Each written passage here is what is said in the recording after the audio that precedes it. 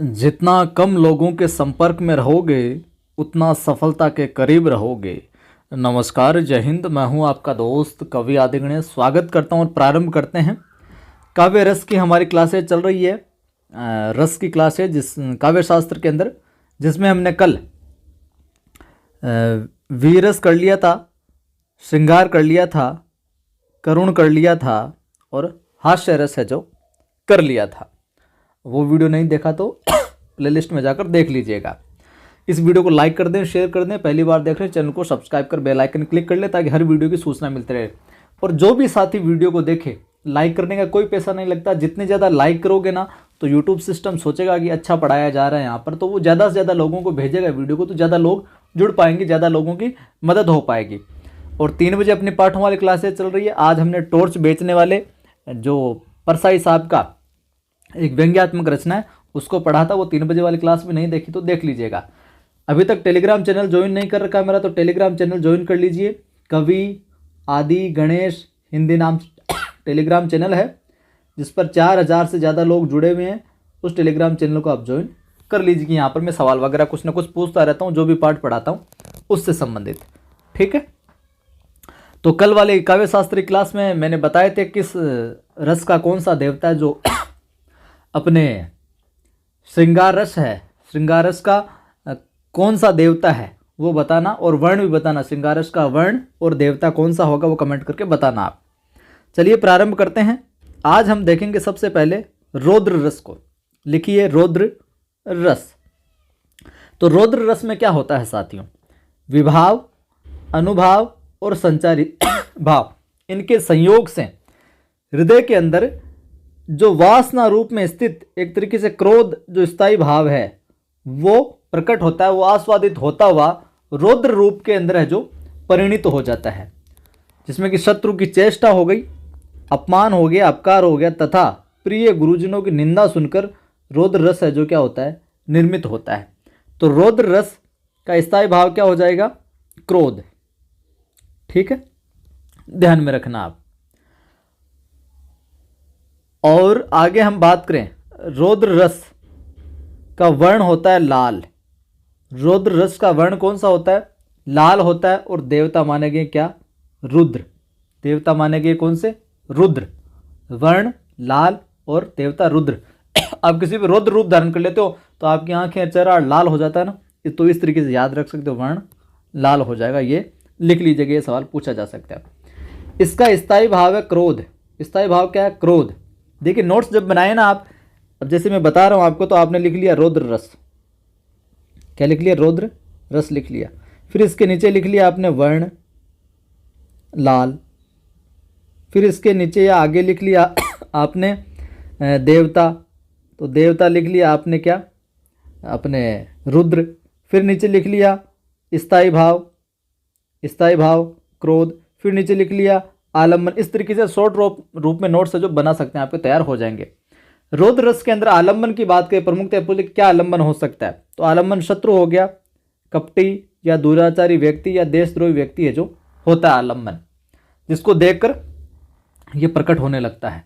उद्दीपन की बात करें, उस जो आलम्बन को देखते हुए जो भाव उत्पन्न हो रहे अपने, उनको और बढ़ाने का क्या काम करते हैं? उद्दीपन और उत्तेजित करने का गालियां, और गालियां काम करती है। अपमान और निंदा से भरे वचन, ये उसको और बढ़ाते हैं। अनुभाव में बात करें क्या होता है? तो बोहें तन जाती है, दांत पीसना, ललकारना, कांपना, मुंह लाल हो जाना, हाथ चलाना, हथियार उठाना, ये आदि अनुभाव में। अगर संचारी भाव की हम बात करें रौद्र रस से संबंधित, तो संचारी भाव में आ जाता है गर्व, अमर्ष, चपलता, आवेश, मोह, मद। ये संचारी भाव संबंध रखते हैं रौद्र रस से। गर्व, अमर्ष, चपलता, आवेश, मोह और मद। तो ये हो गया रौद्र रस। अगला आता है भयानक रस। अगला कौन सा हो जाएगा?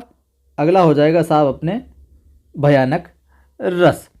भयानक रस के अंदर विभाव, अनुभाव और संचारी भावों के संयोग से जब सहृदय सामाजिकों के हृदय में वासना रूप से एक तरीके से जो विद्यमान भय है, स्थायी भाव उद्भूत होकर रस रूप में क्या हो जाता है? परिणित हो जाता है। यानी विभाव, अनुभाव, संचारी भाव, इन सब के संयोग से जो जिसके भी हृदय में ये मामला क्रिएट होता है, जो भय स्थायी भाव है वो सारा संयोग हो जाता है, तो इस रस की है जो परिणति हो जाती है भयानक रस की।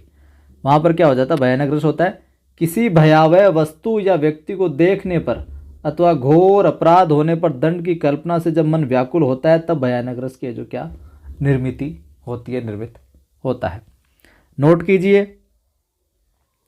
इसका वर्ण कृष्ण या श्याम, इसका वर्ण कृष्ण या श्याम और देवता कालदेव, देवता कालदेव। भयानक रस का स्थायी भाव भय हो जाएगा। बात करें इसके आलंबन की, आलंबन यानी हिंसा का स्वभाव वाले जो जीव हैं तथा उग्र स्वभाव और आचरण वाले जो व्यक्ति हैं तथा चोर डाकू आदि इसके आलंबन रूप में हो सकते हैं। उद्दीपन में बात करें और क्या बढ़ाते हैं इसमें, विकृत और उग्र ध्वनि, भयावह चेष्टा है, निर्जनता, बिल्कुल कोई नहीं हो वहाँ पर, वो चीज़ें हैं जो और तरीके से भय है जो बढ़ा देती है। जैसे हमने पहले उदाहरण में बात की थी कि कोई आप जंगल में जा रहे हो, जंगल में शेर को देखकर आपके अंदर भय पैदा हो गया, भय जाग गया, और फिर जो चारों तरफ सुनसान है, कोई नहीं, साँ साँ की आवाज़ें चल रही, तो वो और आपके डर को और बढ़ा देती है, तो वो उद्दीपन का काम करे वहाँ पर। ठीक है। अनुभव की बात करें इसके अंदर हम, तो हाथ पैर का कांपना हो जाएगा अनुभव में, आंखों का फाड़ना हो जाएगा, रोंगटे खड़े हो जाना हो जाएगा, विवरणता हो जाएगा, कंठावरोध आ जाएगा, कंठ बिल्कुल रुक से जाएंगे, आवाज़ नहीं निकलेगी आपकी, चिल्लाना हो जाएगा, भागना हो जाएगा, गिड़गिड़ाना हो जाएगा। संचारी भावों में बात करें, क्या संचारी भाव संबंध रखते हैं, शंका, मोह, दैन्य, आवेग, चिंता, त्रास, चपलता, मरण, जुगुप्सा, ये संचारी भावों में आ जाएगा। थोड़ी सी आपको लिखी हुई चीज़ें पढ़ाने में थोड़ी गति लगे तो वीडियो को पॉज करके आप नोट कर लिया करो। तो संचारी भावों में शंका, मोह, दैन्य, आवेग, चिंता, त्रास, चपलता, मरण, जुगुप्सा। ठीक है। अगला आता है विभत्स। घृणित वस्तुओं को देखकर अथवा सुनकर जुगुप्सा स्थायी भाव जो उद्भूत होता है, जुगुप्सा या ग्लानि दोनों नाम देखने को मिलते हैं, ज़्यादातर जुगुप्सा ही मिलता है। तो घृणित वस्तुओं को देखकर अथवा सुनकर जुगुप्सा स्थायी भाव प्रकट होता है, जो संबद्ध विभाव, अनुभाव और संचारी भावों के संयोग से क्या परिपक्व अवस्था तक पहुंच जाता है, और जब ये सारों का मेल होकर परिपक्व अवस्था तक पहुंचता है, चरमोत्कर्ष पर पहुंचता है, तब क्या विभत्स रस की है जो उत्पत्ति होती है। विभत्स रस में ये चीज़ है जो परिणत होती है। रंग की बात करें, नोट कीजिए, विभत्स रस का वर्ण नीलवर्ण होता है और देवता महाकाल माने जाते हैं। नीलवर्ण और देवता महाकाल विभत्स के। स्थायी भाव जुगुप्सा या घृणा या ग्लानि भी देखने को मिलता है कई जगह, लेकिन आपको जुगुप्सा जरूर ध्यान में रखना है मुख्य रूप से। आलंबन के रूप में घृणास्पद व्यक्ति, वस्तु, शमशान, मलमूत्र, रुधिर, मांस, फुहड़पन, सड़ी गली या दुर्गंधमय वस्तु, ये सब आलंबन का काम करते हैं विभत्स के अंदर। यहाँ पर उद्दीपन में उपरोक्त वस्तुओं की चर्चा करना, बातचीत करना, उनको देख लेना, ये सभी उद्दीपन का काम करती है। अनुभाव थूकना हो जाएगा इसमें, थू करना, मुंह फेरना, नाक सिकोड़ना, कंप आदि।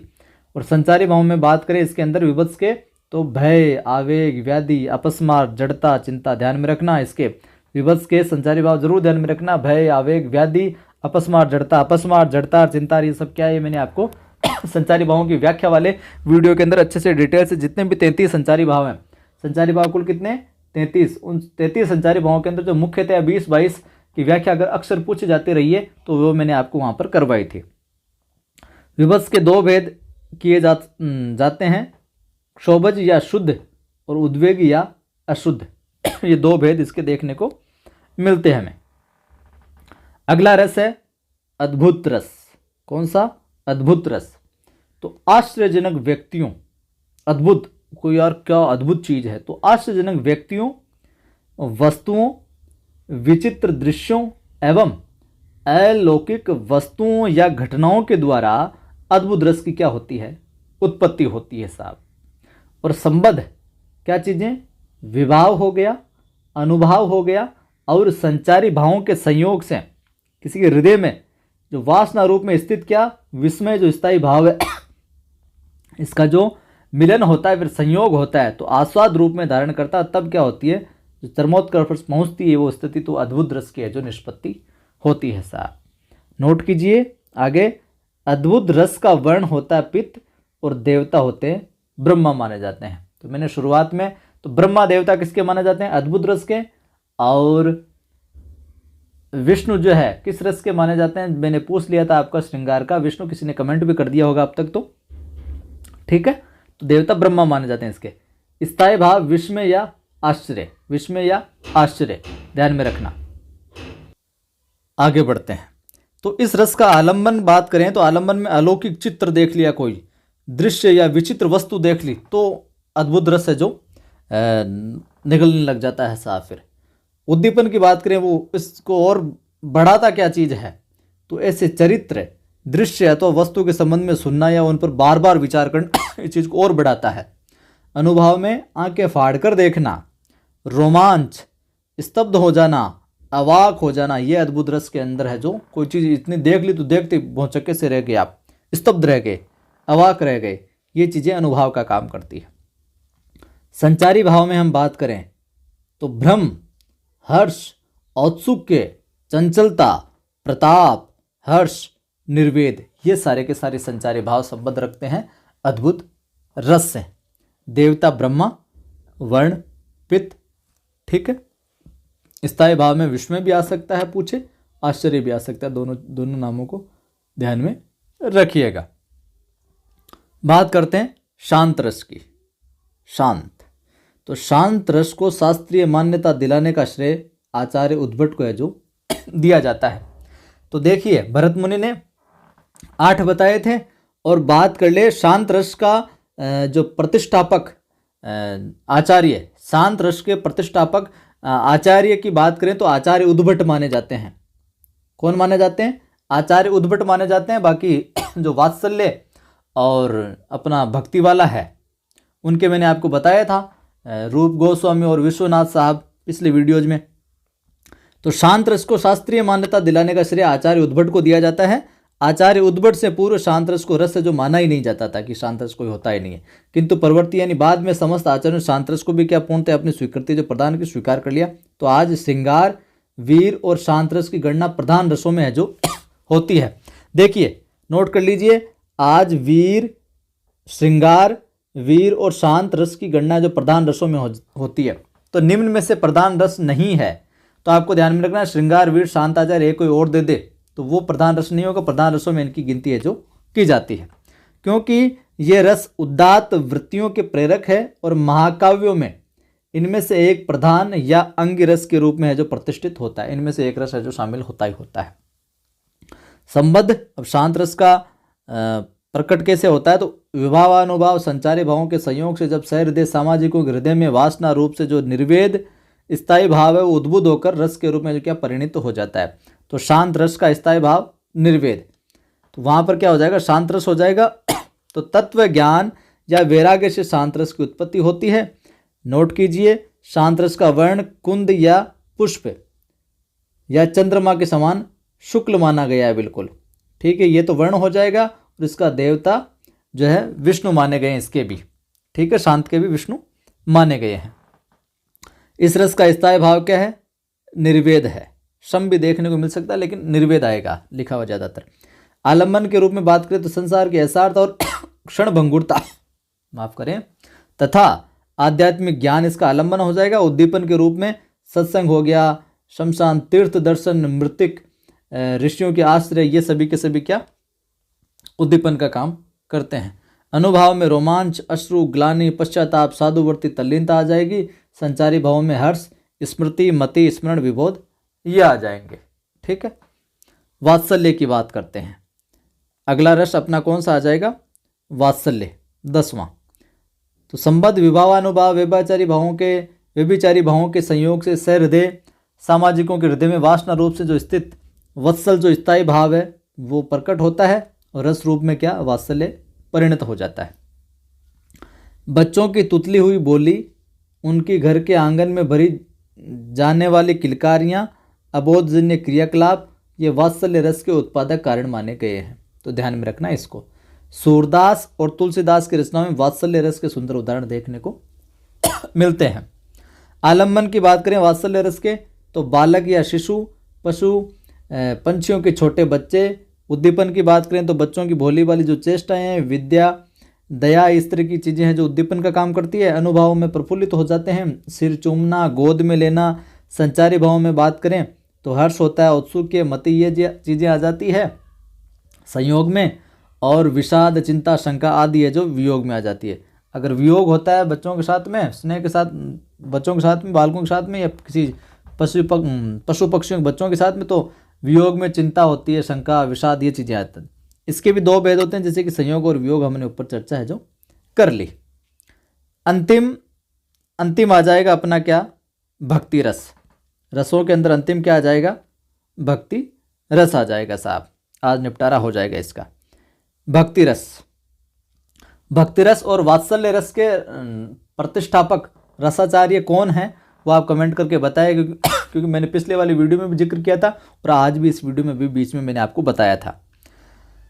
तो भक्ति को शांत के भीतर नहीं रखा जा सकता, क्योंकि शांत निर्वेद या वैराग्य पर आश्रित है। शांत रस क्या, किस पे, निर्वेद या वैराग्य पर आश्रित है। और भक्ति क्या है फिर, भक्ति अनुराग पर आधारित है। तो पंडित जगन्नाथ ने इसे स्वतंत्र रस जो स्वीकार किया गया है। जैसे कि मैंने सवाल पूछा और उत्तर यहाँ पर आपको देखने को मिल ही गया। आपकी नज़र गई कि नहीं गई पता नहीं मुझे। पंडित जगन्नाथ ने इसे स्वतंत्र रस के रूप में क्या स्वीकार किया है।